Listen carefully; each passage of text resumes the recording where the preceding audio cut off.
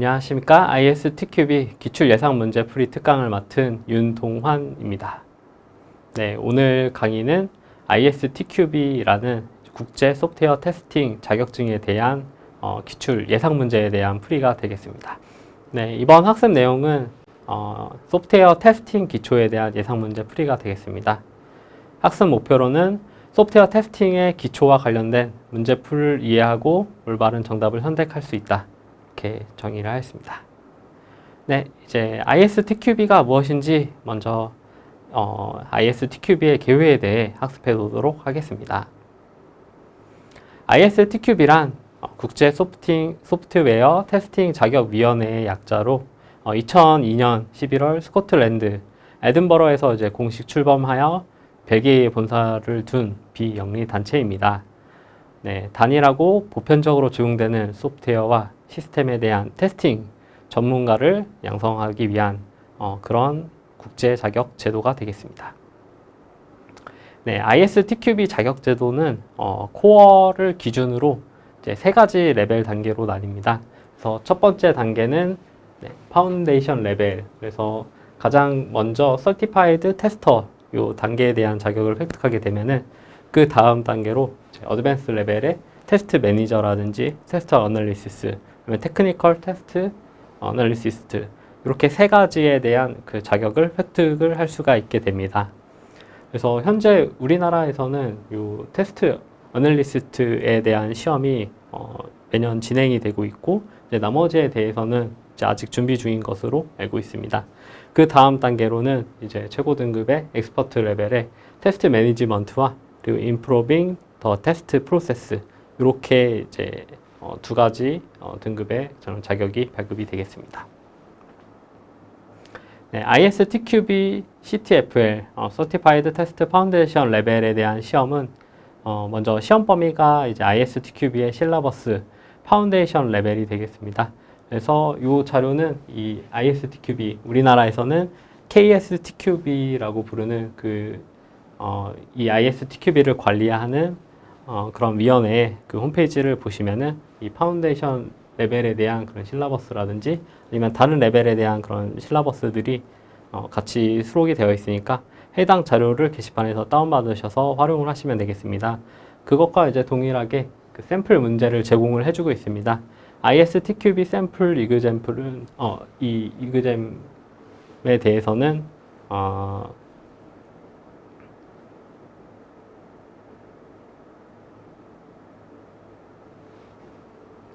네, ISTQB CTFL 시험은 먼저 시험 범위를 살펴보면은 ISTQB 실라버스 파운데이션 레벨을 참고하시면 되겠습니다. 그리고 샘플 문제는 ISTQB 샘플 이그젬 파운데이션 레벨에서 이제 참고를 하시면 되겠습니다. 이 두 가지에 대해서는 먼저 이걸 했어야 되네.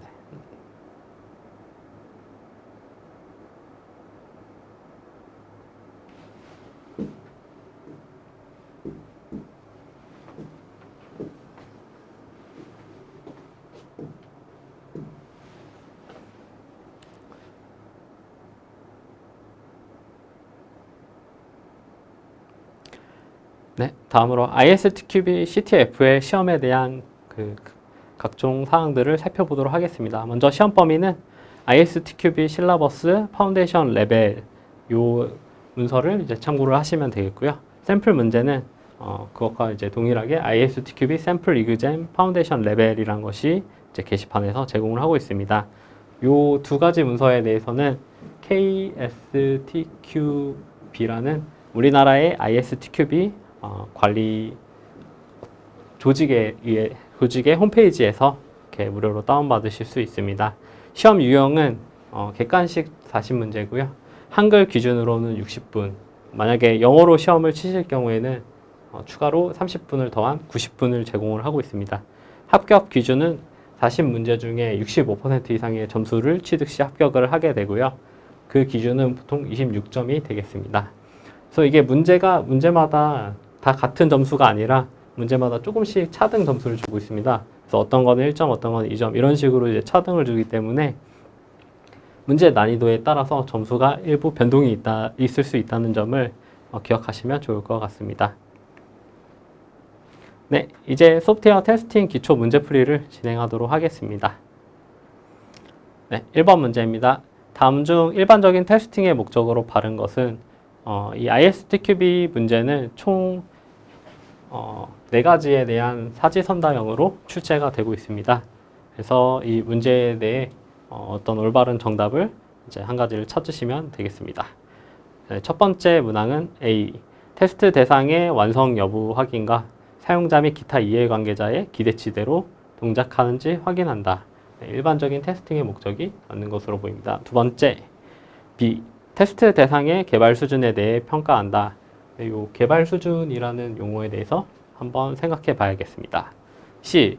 요구사항에 명시하지 않는 기능이 포함되었는지 확인하기 위해 테스트를 수행한다. 네, 여기서 보면은 요구사항에 명시하지 않은 이 부분이 과연 맞는지 한번 생각을 해봐야겠죠. 네, 다음으로 D. 사용자가 테스트 대상의 품질 수준을 결정하는데 필요한 충분한 정보를 제공한다. 사용자와 테스트 어떤 관계가 있을지 한번 생각해 보시면 좋을 것 같습니다. 따라서 정답은 A가 되겠습니다. 네. 그래서 오답인 내용을 다시 한번 살펴보면은 테스트 대상의 개발 수준을 평가하는 것이 아니라 테스트 대상의 품질 수준에 대해서 평가하는 것이 요 일반적인 테스팅의 목적이 되겠습니다. 두 번째 C. 여기서는 이제 명시하지 않는 그런 기능 이런 것을 이제 확인하는 것이 아니라 명시된 요구사항을 충족하는지 확인하기 위해 테스트를 수행하고 이러한 기능은 혹시나 이러한 명시된 요구사항을 테스트하는 중에 발견은 할 수 있으나 이것이 테스팅의 일반적인 목적은 아니게 되겠습니다. 그래서 이 일반적인 목적을 찾아야 되는 것이기 때문에 C는 오답이 되겠습니다. 다음으로 D. 사용자가 테스트 대상의 품질 수준을 결정하는데 필요한 충분한 정보를 제공한다. 여기서 사용자는 이미 제품이 출시되고 나서 제품의 품질에 대해서 어떤 결정을 하거나 영향을 줄 수 있는 그러한 이제 이해관계자가 아니게 되겠습니다. 그렇기 때문에 요 D 같은 경우에는 사용자가 확인하는 것이 아니라 이해관계자가 대상의 품질을 결정하는 데 필요한 정보를 제공받기 위해서 테스트를 활용하는 것이 이 테스팅의 목적이 되겠습니다. 네, 그래서 이제 테스팅의 일반적인 목적 7가지에 대해서 이제 간단히 정리를 해보면은 첫 번째, 요구사항, 사용자 스토리, 설계, 소스코드 등과 같은 작업 산출물 평가에 의한 어떤 결함 예방. 그리고 두 번째, 명시된 모든 요구사항이 충족되었는지를 검증하는 것. 네. 그리고 세 번째, 테스트 대상의 완성 여부, 완성했는지의 여부와 이제 사용자와 기타 이해관계자의 기대치대로 동작하는지 확인한다. 네. 뭔가 내가 기대하는 거대로 동작하는지를 확인하지, 아까 이제 사용자의 품질과는 다른 내용이 되겠죠. 다음에 네 번째, 테스트 대상의 어떤 품질 수준. 기능은 동작하지만 저품질의 소프트웨어와 고품질의 소프트웨어 이런 게 좀 차이가 있겠죠. 그런 거에 대한 어떤 자신감 획득. 다음으로 부적절한 소프트웨어 품질의 어떤 리스크, 위험성에 대한 그런 레벨을 떨궈서 이 장애와 결함을 발견하는 것. 다음으로 이제 이해관계자가 테스트 대상의 품질 수준을 결정하는 데 필요한 어떤 충분한 정보를 제공한다. 이러한 품질 수준을 전달받아서 이 소프트웨어를 출시를 할지 아니면 좀 더 보완을 해서 이렇게 개선을 하여 출시를 할지 아니면 아예 중단을 할지 이런 것을 결정하는 것이 되겠습니다. 마지막으로 어떤 계약, 법률, 규제, 요구사항 이런 표준 이런 것들에 대한 준수 및 테스트 대상이 이러한 요구사항에 대해서 아니면 표준에 대해서 준수하는지를 확인하는 것이 이제 일반적인 목적 중 이제 마지막이 되겠습니다. 네, 문제 2번입니다. 다음 중 테스팅 필요성에 대한 설명과 적절하지 않은 것은 필요성이 아닌 것을 찾는 것이 이 해당 문제가 되겠습니다. 그래서 A부터 살펴보면은 A, 테스터가 시스템 설계자와 적극적으로 협업을 할 경우 기능 설계에 결함이 유입되는 리스크가 줄어들어서 필요한 테스트를 좀 더 식별할 수 있다. 네, 요거는 이제 좀 맞는 내용으로 보이죠. 두 번째, 작업 산출물 품질은 결함을 예방하는데 도움이 된다. 요 품질은 도움이 안 된다. 품질은 어떤 이 개발이라든지 테스트를 통해 나온 이러한 산출물의 품질이 결함을 예방하는데 도움이 안 된다. 이 부분이 뭔가 다시 살펴봐야 될 내용이 되겠죠. 다음에 C. 테스트 결과가 기대한 것과 다르다고 해서 무조건 장애가 있다고 볼 수 없다. 네. 테스트 결과가 그러니까 즉 내가 이렇게 되라고 A가 될 거라고 예상을 했는데 B가 나왔다. 이렇다고 해서 무조건 장애냐? 요거에 대해서는 한번 생각을 해봐야겠습니다. 그다음에 마지막 D. 결함을 분석함으로써 근본 원인을 찾을 수 있으며 차후 유사한 결함의 발생 가능성을 낮출 수 있다. 이건 맞는 표현처럼 보이죠? 네, 그렇다면 정답은 네, B가 되겠습니다. 작업 산출물 품질은 결함을 예방하는데 도움이 안 된다. 도움이 안 된다가 아니라 도움이 되겠죠.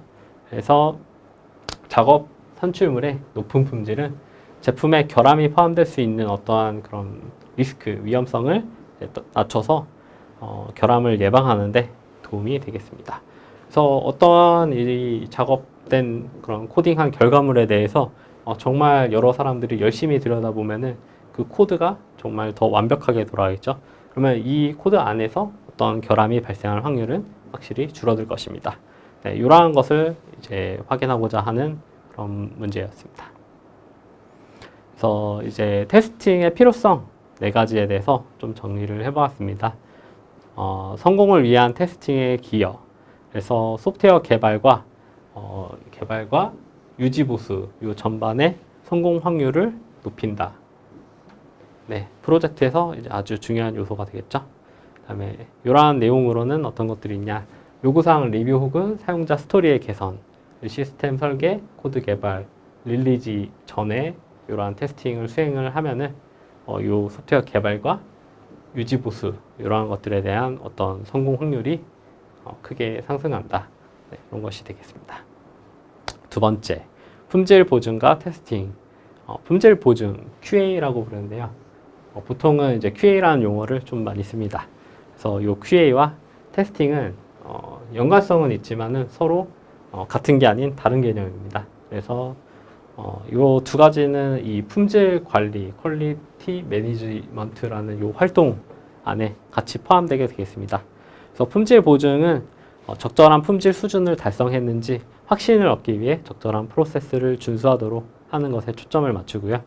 테스팅은 어떤 이 품질 제어의 활동 중 하나로서 전반적인 소프트웨어 개발 그리고 유지보수 프로세스의 일부로서 이 제품의 품질을 높이는데 이 다양한 방법, 테스트 프로세스에 의한 그런 다양한 방법들로 이 품질을 높이는데 기여를 하는 그런 활동이 되겠습니다. 다음으로 오류 결함 장애.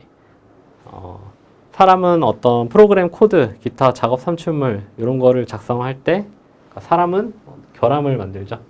그래서 보통은 이제 소프트웨어 개발에서 가장 큰 결함은 사람이라고 하는 그런 얘기를 많이 합니다. 그래서 이 사람이 결국 만든 오류로 인해서 어떤 큰 문제가 생긴다. 그래서 최근에는 사람이 아닌 어떤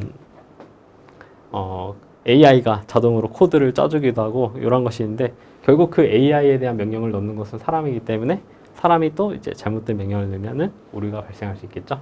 네, 이런 것에 대해 좀 주의를 하셔야 되겠습니다. 두 번째, 특정 작업 산출물 내에 결함의 원인이 되는 오류는 연관된 다른 작업 산출물 결함의 원인이 되는 그런 오류의 계기가 될 수 있다. 네, 당연한 얘기죠. 그래서 내가 어떤 만든 결함이 이제 연결되는 어떤 다른 산출물에까지 영향을 미쳐서 이게 하나의 어떤 큰 오류의 계기가 될 수 있다. 다음으로 이제 장애는 어떤 코드 결함뿐만 아니라 환경 조건 그리고 이런 걸로 인해서 예를 들면은 방사능, 전자기장, 환경 오염 이게 어떤 장애를 또 만들 수가 있습니다. 가장 쉽게 얘기하면은 우주의 환경에 있는 어떤 인공위성 같은 것들이 이제 태양풍이 막 이렇게 불면은 그 태양풍의 어떤 전자기적인 그런 영향으로 인해서 일시적으로 동작하지 않거나 이런 게 이제 가끔 기사에 나오긴 합니다. 실제로 요 소프트웨어 이 인공위성에 들어가는 그 소프트웨어 하나에 그 0, 1, 요 하나를 이렇게 막 태양풍이나 이런 것에 의해서 우주 방사능이나 이런 것들에 의해서 이게 막 뒤바뀌는 그러한 일이 발생하기도 합니다. 그래서 이러한 조건으로 인해서 이제 문제가 생길 수도 있다. 그리고 마지막 테스트 결과가 기대와 다르다고 해서 무조건 장애가 있는 건 아니고 어쩌면 더 나은 결과를 보여줄 수도 있고 아니면은 이것이 어떤 받아들여야 할 만한 그런 수용해야 될 그런 결과물이 될 수도 있습니다.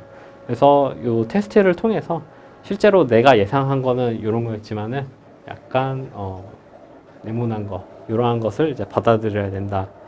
이런 것도 이제 고민해 볼 수 있겠습니다. 네, 대표적인 오류 발생 원인 7가지로 시간 압박, 시간적인 압박을 받으면 사람이 실수를 많이 하죠. 그리고 경험이 적거나 기술력이 좀 부족한 참여자가 들어오면은 그런 어떤 낮은 경험과 부족한 경험과 이 기술로 인해서 어떤 실수가 발생을 하게 되겠죠. 그리고 요구사항 설계 등 이런 어떤 요거를 진행할 때 어떤 참여자 간의 의사소통이 문제가 되면은 이런 대표적인 예가 그 단위계가 되겠습니다. 그래서 미국 같은 경우에는 미국에서는 우리가 이제 마일이라든지 파운드라든지 이러한 이제 단위를 쓰는데 보통 우리는 SI 단위를 쓰죠. 그래서 이게 서로 이제 일치하지 않아서 어떤 큰 문제가 발생했던 그런 사례도 있습니다. 그런 것처럼 이제 이런 요구사항이나 설계 등을 하는데도 이 어떤 파트를 맡은 사람과 이제 다른 파트를 만든 사람 간의 이 인터페이스를 해야 되는데 이게 의사소통이 부족하면은 이러한 연결이 잘못되겠죠.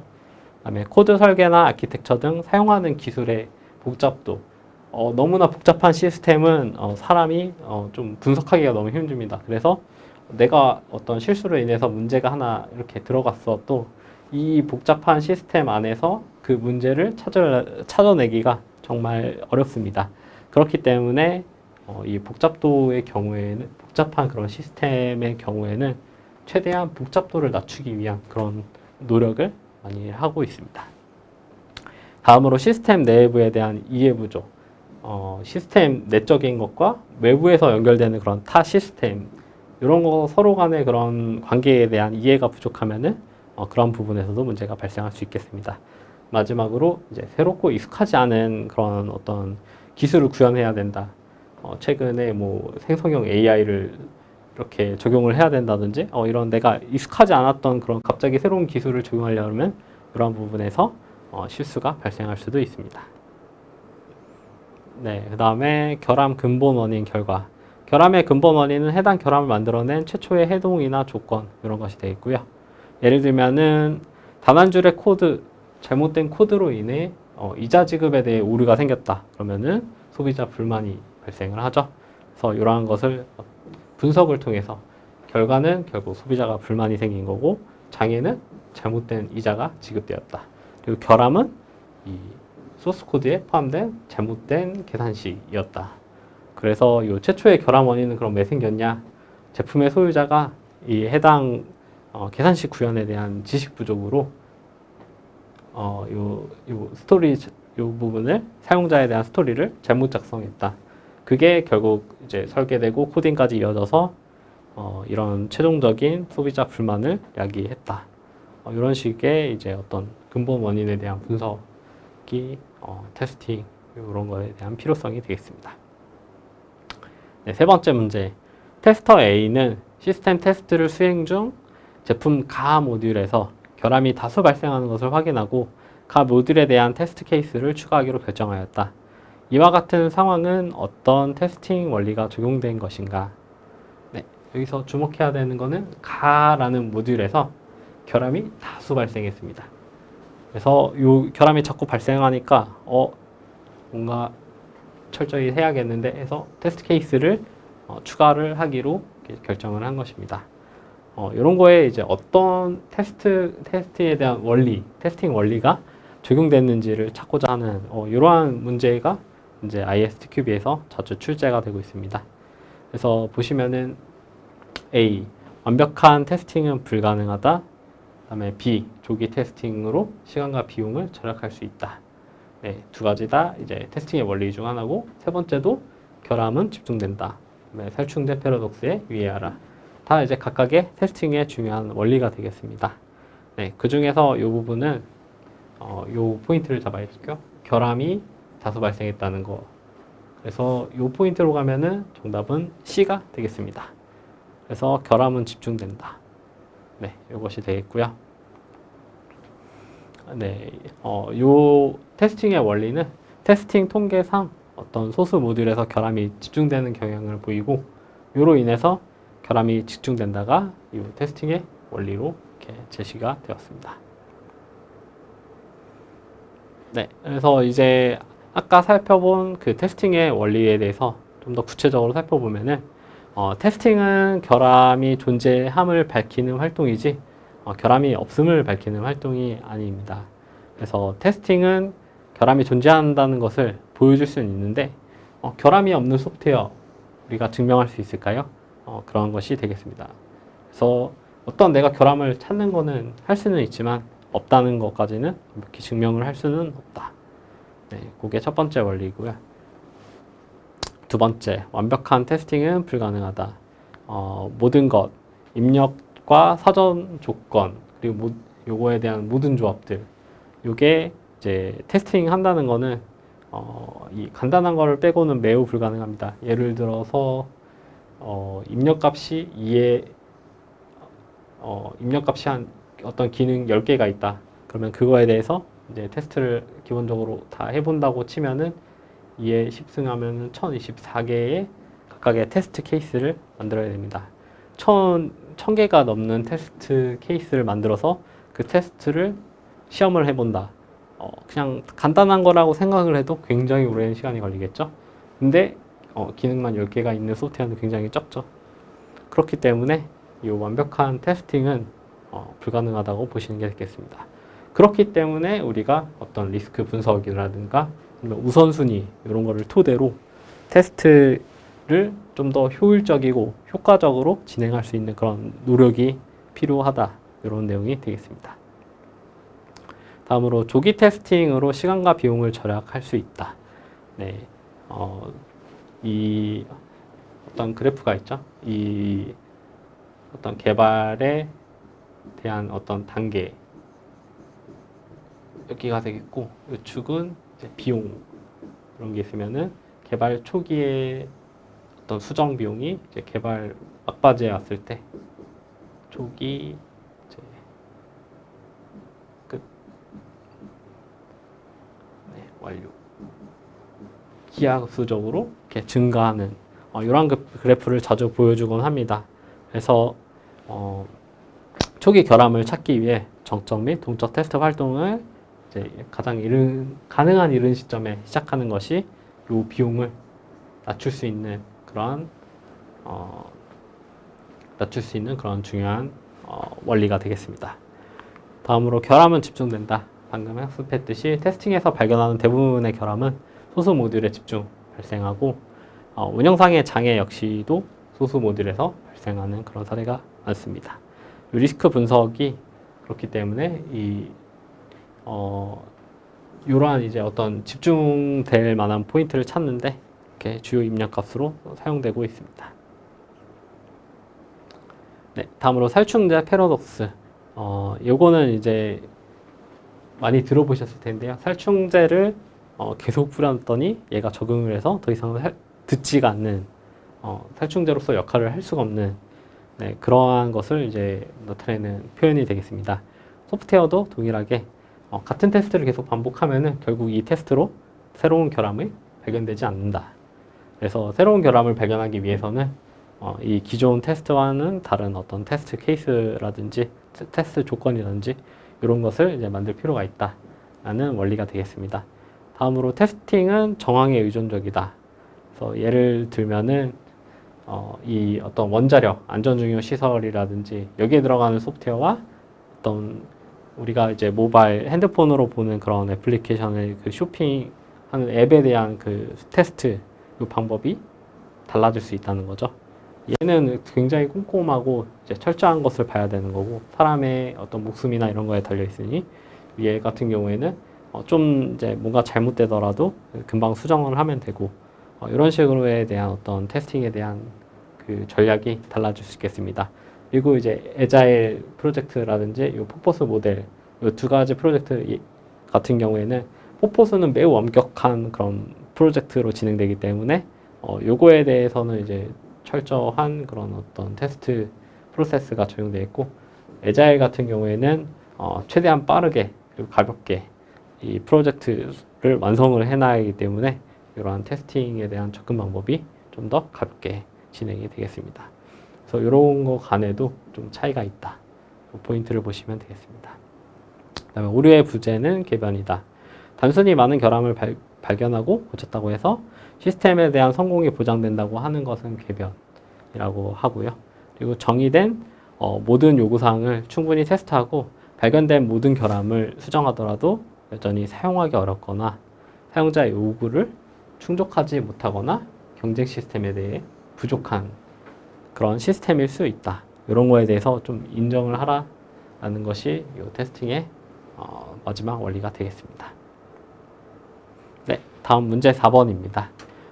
다음 중 테스트 프로세스의 주요 활동이 아닌 것은 A. 테스트 계획, 테스트 모니터링과 제어, 그 다음에 C. 테스트 구현, 그 다음에 마지막 Z 테스트. 이 중에서 주요 활동이 아닌 게 뭔지를 찾아내는 것이 되겠습니다. 다 테스트라는 용어가 들어가니까 네, 뭔지 구분하기 좀 어려우시죠? 네, 그래서 정답은 Z 테스트가 되겠습니다. 그래서 이 ISO 29119라는 요 소프트웨어 시스템에 대한 테스팅 표준을 보신 분들은 계획, 모니터링과 제어, 그리고 구현 이러한 프로세스에 대해서 굉장히 익숙하실 텐데 그게 아니신 분들은 요거를 좀 찾아내기 어려울 수도 있습니다. 그래서 요거에 대해서는 좀 숙지를 하는 게 필요할 것 같고요. Z테스트는 요 테스트 프로세스의 어떤 주요 활동이 아니라 테스트하는 유형 중에 그 리그레이션 테스트라고 해서 어떤 결함이 발생했던 부분을 고쳤을 때 사이드 이펙트가 발생했는지를 체크하는 그런 테스트와는 이렇게 구분되는 그런 개념이 되겠습니다. 그래서 Z테스트와 리그레이션 테스트가 있고 리그레이션 테스트는 이제 말씀드렸듯이 어떤 사이드 이펙트 관점에서 이제 그 다른 데 영향이 있는지를 테스트해 보는 거고 Z테스트는 내가 발견한 요 결함이 제대로 고쳐졌는지 확인하는 이러한 개념이 되겠습니다. 그래서 테스트 프로세스 주요 활동 7가지 대해서 간단히 살펴보면은 테스트 계획, 요거는 어떤 테스트 목적을 달성하기 위한 접근법을 정의하고 이런 것을 이제 어떤 제약사항을 고려하는 이러한 것을 어떤 정의하는 그런 활동이 되겠습니다. 그다음에 테스트 모니터링과 제어, 요거는 이제 감시와 제어 요 관점에서 보시면 되겠습니다. 그래서 모니터링은 이제 계획 여기서 정의된 대로 잘 이제 매트릭을 통해서 잘 되고 있는지를 보는 것이 되겠고요. 제어는 이 어떤 개발 테스트 이런 거에 대한 시간이 흐름이 지나면서 뭔가 업데이트 되거나 아니면은 테스트 목적이 좀 진척도가 떨어지는데 그거에 대해서 이제 제대로 이제 일정에 맞춰 이제 달성하기 위해서 어떤 특정 그런 목적을 위해서 이제 좀 컨트롤하는 그러한 활동들에 대한 내용이 되겠습니다.